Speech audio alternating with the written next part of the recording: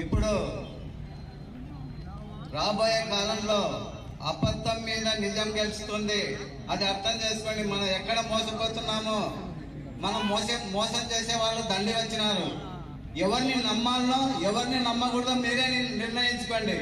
బాగా అర్థమైంది ఇప్పుడు ఈ 4 ఏళ్లలో. అయినా జగన్ ఒక్క ఛాన్స్ అన్నాడు, రెండో ఛాన్స్ అడగలేదు. ఒక ఛాన్స్ చూసినాం, రెండో ఛాన్స్ ఇయ్యమని కూడా మీరు అందరు బద్దలు కొట్టి చెప్పండి. రెండో ఛాన్స్ ఇయ్యం. ఈ అవినీతి పాలన మనకు వద్దు. ఈ అవినీతి పాలన విరిగిపోతున్నాం. ఇక్కడ ఇంకొక విషయం చెప్తున్నా. 4వ విడత 3వ విడత భూ పంపిణీలో కొండలో కుట్టలో ఎస్సీలకు రాజశేఖర్ రెడ్డి గారి గవర్నమెంట్ లో, కిరణ్ కుమార్ రెడ్డి ముఖ్యమంత్రి ఉన్న గవర్నమెంట్ లో ఇచ్చినారు. అది కొండల కుట్టలో ఏదో చేసుకొని బతుకుతున్నారు కొంతమంది ఎస్సీలు. ఆ డీపట్టాలు కూడా ఈ రాష్ట్రంలో ఎక్కడా లేదు.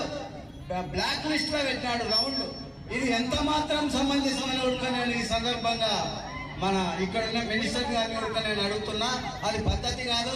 బీదసాల ఎవరైనా చూడండి, బీదసాలను చూసి ఖచ్చితంగా ఎవరైతే ఇక్కడ రైతు బిడ్డ ఉన్నాడు, అన్ని విషయాలు తెచ్చిన వాడు కింది స్థాయి నుంచి ఉడక ఏ కార్యకర్తనైనా రానా రాదని పిలిచే రైతు బిడ్డ ఉన్నాడు. ఇప్పుడు ధర్మవరం సుబ్బారెడ్డిని రైతు బిడ్డను ఖచ్చితంగా గెలిపించుకుందాం. మనకు బాగుపడే రోజులు వచ్చినాయి.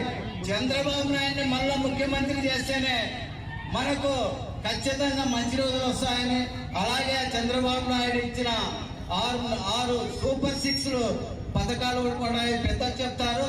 ఖచ్చితంగా ఆ సూపర్ 6 ఆలోచించండి. ఇంట్లో ఎంతమంది పిల్లలు ఉన్నా దానికి సంబంధించి 15,000 అందరికీ ఇస్తారు. 3 సిలిండర్లు ఆడవాళ్ళకు కూడా అందరికి మంచిదే. 3 సిలిండర్లు సంవత్సరానికి ఫ్రీగా.